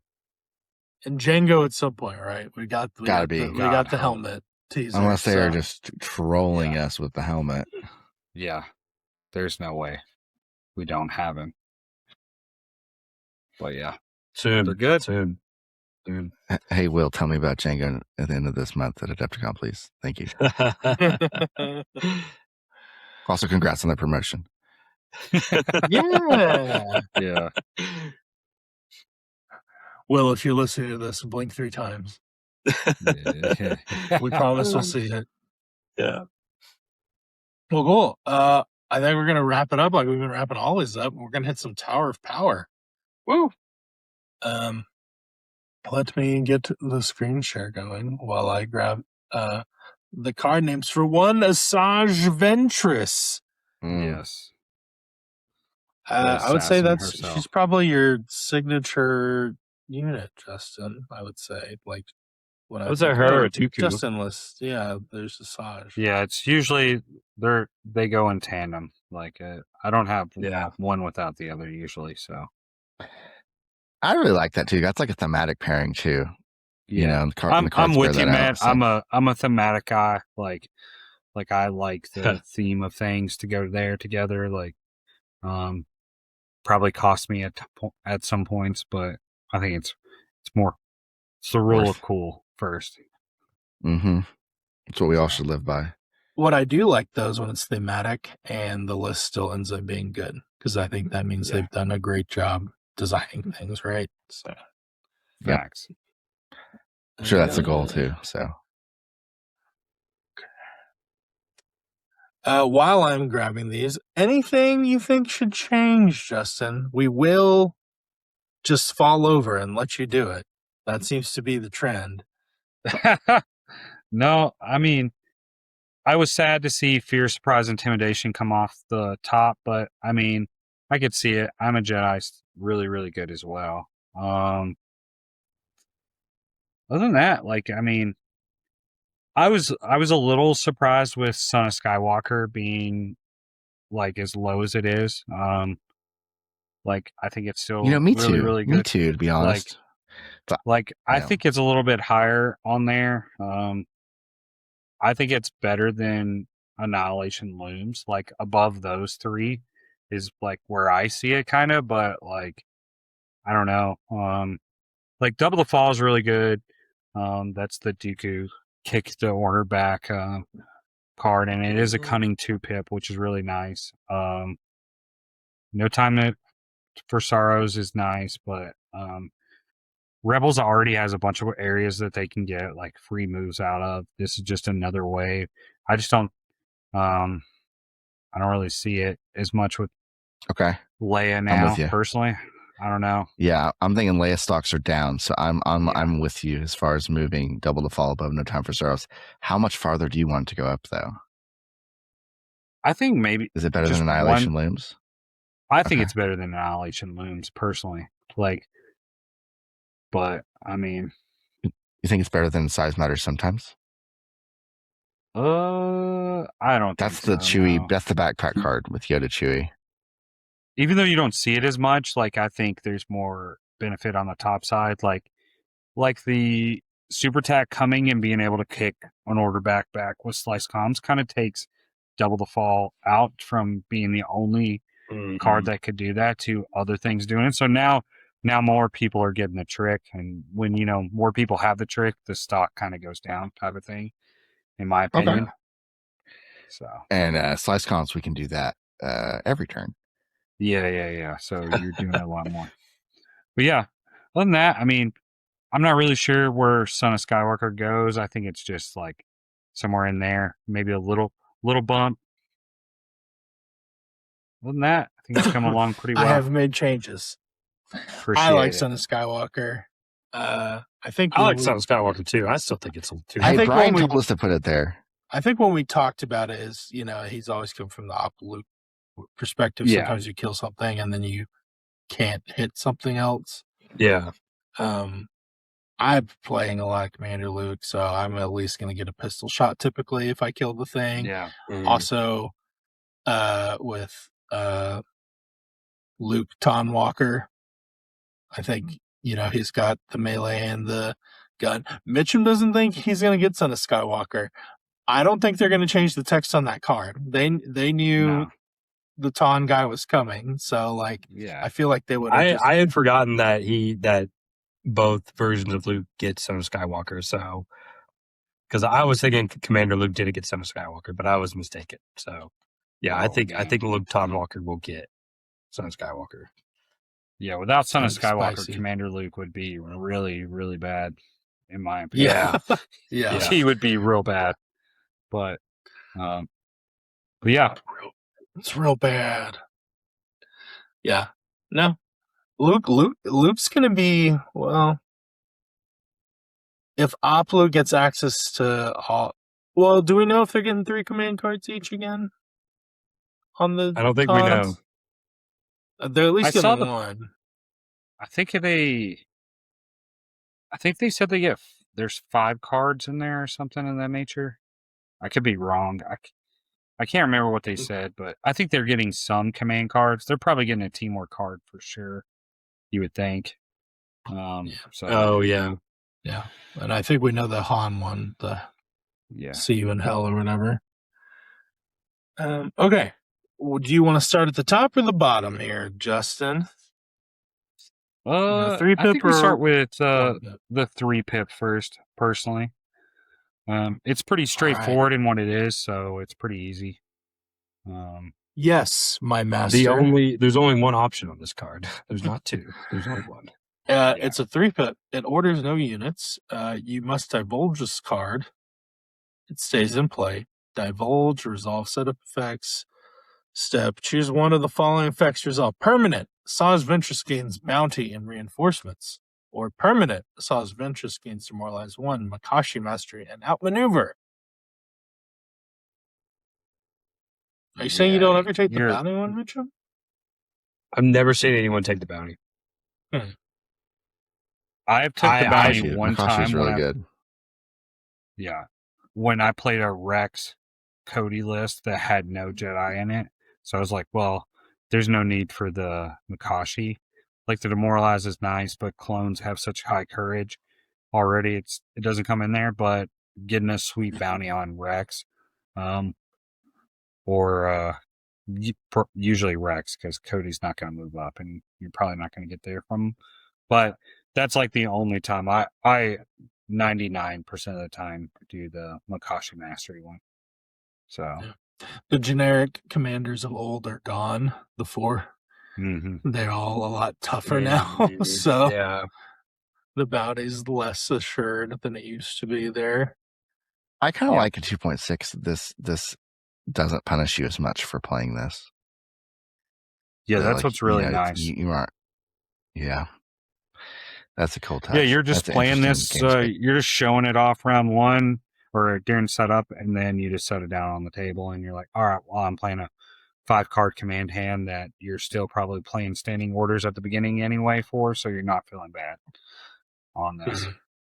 And it's really good. I mean, gives mastery to take away immune pierce, which is, I think, still really good. So I'm interested to see where you guys. I want to see where you guys think something should be first, and then I don't know if that's controversial, but just curious what you guys think of it. Mm. So I'm trying to think of other cards that like enable a character. Other divulge cards, pretty much. It doesn't necessarily have to be a divulge, but like, like gives keywords to the character. Yeah. Okay. Like, like Phantom Menace gives them all infiltrate, right? Yeah. Darkness Mhm. Descends gives things Reliable to to, Vader, reliable to or infiltrate. Yeah. Vader's not on here yet, by the No, way. he's not. No, he's We're afraid to do Vader. Yeah. But I mean, size it's matters like- not gives relentless and outmaneuver for a turn. Well, I mean, you're playing it twice probably, but yes. So 2 turns. I mean, this is permanent. So I mean, I think we Yeah. at least start there. So I think it's better than Phantom Menace. So Definitely better than I think we can Tactical go up Class. there. Yeah. Is it better than Voracious Ambition? It's a cunning 1 pip. I don't know. Yeah, I don't think so. Like, Yeah, like the Okay. abilities you get is So- nice, but Okay, I think we're in a ballpark now then. Man, I've got full Uh, surprises is that high too. Okay, do you think it's better than Double the I- Fall, Justin? yes, I think it's better than Double the Fall because Double Yeah, the Fall is I only agree with doing that. it one time, and you're doing this. You could, in theory, do this probably 4 of the 5 rounds. Like maybe round 1 you're not doing it unless somebody was super aggressive and you're playing like breakthrough. But like rounds 2 through 5, you could take away someone's pierce or immune pierce the whole time, and you're It's super demoralizing them. annoying. And then outmaneuver. Yeah. Like another thought that people don't realize, like Assaj has independent dodge, so she's always going to have at least 1 dodge on her, as long as you're not giving her an order. So your down maneuver is in play there as well. So yeah, I think it's better Is than it- that. Like I would Is put it it better probably than at 21. I Am No Jedi? At 21? I think it's better than Size That's where Matters I'm thinking. sometimes, I don't know. honestly. This is Like, yeah, it's hard I to. think I would get over Size Matters It's a sometimes, just hard because one. Size Matters sometimes like requires 2 characters. This is like if you're playing Assaj, you're playing Yeah. this card every time. I mean, it comes in Yeah. before the game. Like you're getting a Yeah. guaranteed effect.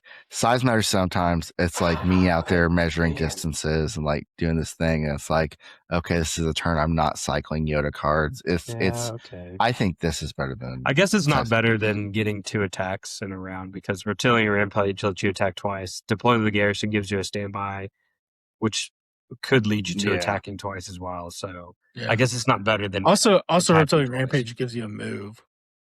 Oh, that's true. I Yeah, think people forget and about that and part of you're the card. usually capitalizing on like a bounty on the Reptilian Yeah. Rampage turn, like That's double true. shooting That's someone, true. or That's you're true. putting a lot of suppression Yeah. out there. So you're there. I think it's probably good at 20. It's a really good card. If you're playing Assaj and you don't bring this card, you've already made mistakes. So Well, yeah, and it's just so perfect in the 5-round game now. Like having a divulge card that you don't have to play is pretty cool. I Am Fear is the name of the 2-pip, not a statement about myself. It orders Assaj Ventress at the start of Assaj Ventress's next activation. She makes a recover action. At the end of Assaj Ventress' next activation, she may make an attack using the weapon below. Melee to range 1, critical 4, spray, suppressive, 1 black. So it's like a faint flamethrower card, essentially. Recover's really nice. With crit 4 on it. yeah, Yeah. it's suppressive. It's got blast, crit 4. It's a single black die per model, which is okay, I guess. Still, I mean, So with the you're getting the critical, same then thing out of us. it's essentially 50-50, right? Yeah, Well, it's over. Yeah. yeah. It's like 5/8 chance. Usually, Go ahead. usually this card is followed up after her 1 pip when she's already kind of stuck in melee, right? Just kind of free her up. Either you're trying to use this Yeah. to get out of melee or clean up something that you could kill or put suppression on something. Yeah, usually like this is like if you're trying to do a budget force push or a force choke, like you're playing this the round after you force choked or push just to get a second utility out of it. Because like a lot of times her lightsaber can be swingy and you hit and then you get stuck in with one person with her, which is pretty rough. Yeah. So that's what, it's like the same with like a maul. Like you get stuck with that one guy and it feels real bad to hit him unless you're playing like Duel of the Fates. But Yeah. Have you Still- done a big force stroke with her into like a super squad? Any cool I did. I stories actually on did that? one against Jeff at LSO. I did do it. Got a decent result pool. Like most of the super squads you're doing it against are red saves, so you're not getting as much bang for it as you want. I very rarely bring it. LSO is the only big tournament I've actually brought it with and used it. I didn't really have any advantage for the recover on there. I did it when I was using offensive push with her, so I could double move and get it twice with that to get some aims. But I think it's pretty low out here. What's the Ahsoka recover card? I think that's a good place to start because they both came out kind of around the same time. So I think comparison wise, It's her 3 pip. It's New Beginnings. New Beginnings. A New Beginning. A New We have Beginning, it pretty yeah. low. Yeah. Now she doesn't get like a special attack on it like Assaj. No, she gives out tokens though. So like Yeah. it's Ahsoka and then 2 other units and then the small base troopers she gives orders to get an aim or a dodge. So Yeah. and then this does allow you to attack twice. Yeah. That's true. And it is spray with super squads running everywhere. So I would say this is probably better. You're really only ordering her though on a 2 pip, That is a problem on a 2 pip, yeah. which is tough, and you're losing her And independent. she didn't really want because an of- order. No, Yeah. she doesn't want Yeah. an order. Yeah. I don't know. I would say it's worse than a New Beginning, personally, but I'll defer to the judges.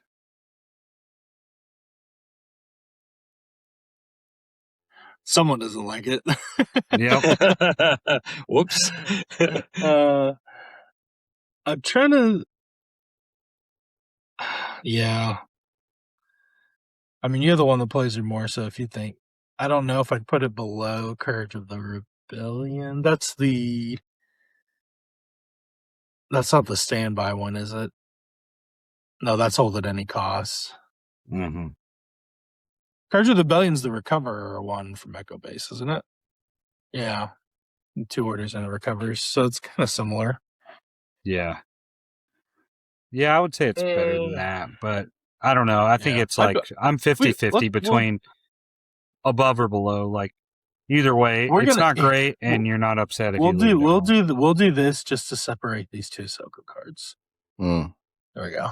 Fair enough.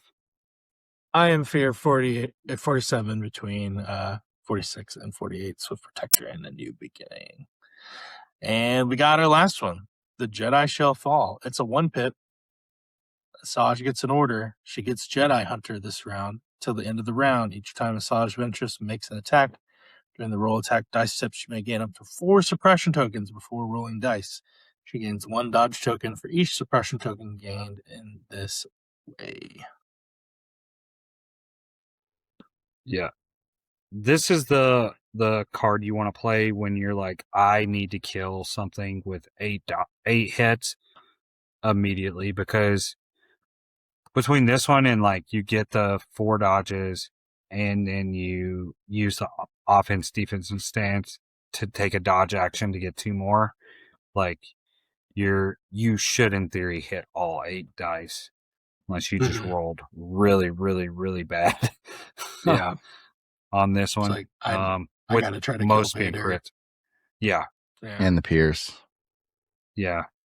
Yeah, you're getting at least Pierce 1 on someone with 8 hits. You're asking them to save 8, usually on this one. Yeah. And she does have Indomitable, so the force suppression seems like a problem, but I mean, she is going to roll reds afterwards to try to get some of those off.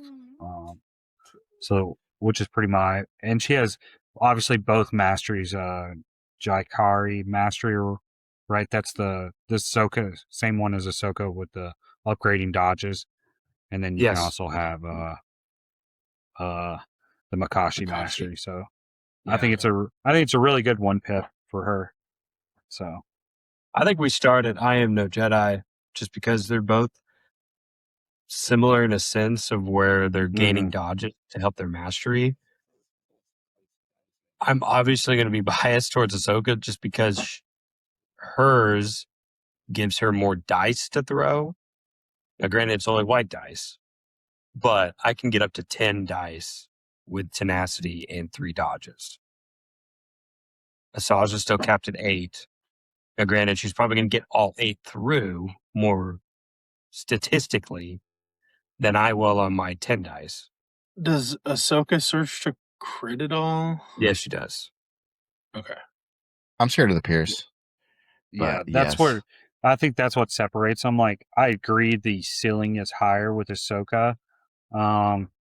But you're gonna get more dodges from Assaj to help better your dice, and you're at least piercing 1 every single time. And Assaj gets surge to crit during this with Jedi Hunter, and most of the time you're using that against a Force user. So she also has that's a surge good to point. crit during this time. That's a good point. So I'm gonna be biased the opposite way of you, Mitchum. So That's fair. That's fair. I feel like they both have the same problem. yeah, is It's probably that because she has 2 sometimes masteries at this point. So you run in and you whiff the initial roll. And even if you spend all this stuff, you might end up only at like 5 or 6. yeah. You I've had to go definitely both need ways. the Yeah. offensive defensive stance is what helps you just to get those extra dodges. Like you need to not have to make 2 moves, like, to really get this. This is like you dove in, you're tied up, and now next round you can dodge and then hit. And it's really nice if like you don't need to spend all the dodges, so you have a bunch of extra dodges to save you on the backside of it to spend them defensively if you need be. But I think that's a good spot for it. Yeah. Okay. We've got the Jedi Shall Fall as our new number 15. After You Have Something I Want, and above I Am No Jedi at 16 now. We need a new way to show the Tower of Power. This list is getting long. Yeah. Do we need like a I don't think more- the tier list thing works because like I like having the numbers, but something kind of like that has to exist that like shows ranking. So maybe we need like to break it down a little bit into more like blocks of 10, like more horizontally display this than one single column. I see what you're saying. Yeah. I'm picking up what you're putting Could do. down. Do we even know how many under command consideration. cards are in the game to know where this We're gonna find goes? out. Like, We're gonna we're find out. learning.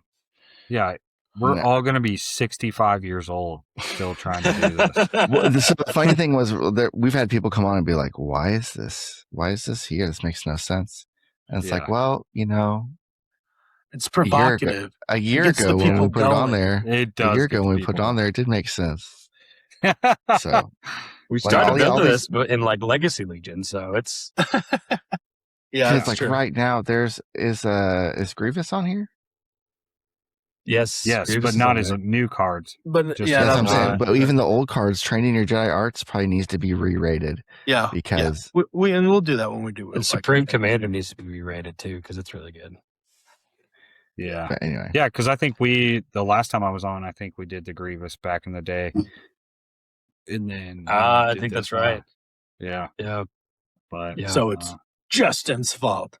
it is my fault. It's okay. I was upset with Grievous because he probably cost me LBO personally. Like, yeah, that's the one I typical. That got Randy guy, you frustrated gotta in. watch out for him too. His courage got me. But no, it's been good though. But yeah, guys, CIS still good. Highly recommend. So. But yeah. Yeah, thanks for joining us, man. That's really Yeah, cool. man. Thanks for letting me get on. I think this is my third time on the cast now. So Yeah. Jeff needs to step his game up and get back on at some point. I'm doing a lot of rowing for the Army Esports right now. So He's too busy being an East Coast guy now. yeah, He's got he's tours of duty to play. yeah. He's liking tours. I've yet to play a single game of tours, but I think I've been talking to Mitch. I think we're gonna try and hit it hard after Adepticon. So Yeah, I think That's it'll be good. fun. you guys excited for Adepticon? Real quick, I know we're running long on time. I was curious your thoughts. Like y'all, it's coming up, and y'all are about to go up there, and I'm rooting for you guys, big time. We've already made plans to do other things on Saturday. Justin said, Nice. yeah, no. I think for me, when it hit March, I was like, oh, like it's happening. it's Also, like we were, 3 weeks away.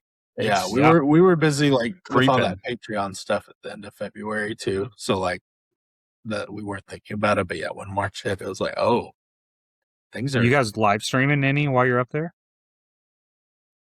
We've got some plans. We're gonna attempt a car pod car. Yeah. There will be content from the car. And What then form we're it gonna takes, we're document- unsure. Yeah, We're gonna document stuff while we're up there. Our boy Joe is gonna be the rapid editor response down here Nice. in Oklahoma. Hopefully we can get some stuff turned out pretty quick. Yeah. So Hey, Gotta I'm just be ready to lifting meet people and drink MG. beer, so that's why I'm going. I've seen you're good at that. Not so much Legion, but you're really good at that. Hey, when you're not good at Hilarious. one thing, be good at another, But hey, Hey, it's not about the destination, I'm told. It's about the journey, and I know how to have Yes. a good journey. So yes. Some of them are very long, I see. No. Again, boys, though, thanks for letting me on, and thanks for what you guys are doing for the game. You're keeping it alive out here, and more people are coming every day, and the cast is growing. I see it every day. Like more and more people know. So I appreciate it. yeah. And speaking of the growing cast, I'm going to throw this out there because I forgot to do it at the beginning. But if you made it all the way through, you'll get the early in on it. We're going to do a giveaway for when we hit 750 subs. You're on YouTube. We've got one of those 3D objective token boxes AMG graciously gave to us. And I don't think we need to do an unboxing for that. Like, look at their beautifully painted pictures, So if you can leave a comment on any video from this episode to when we hit 750 subs, and we'll just check if you're subbed if we pull your name. But make sure you're leaving a comment, and we'll enter your name. If you are a member or a Patreon, we'll get you an extra entry into when we do the drawing.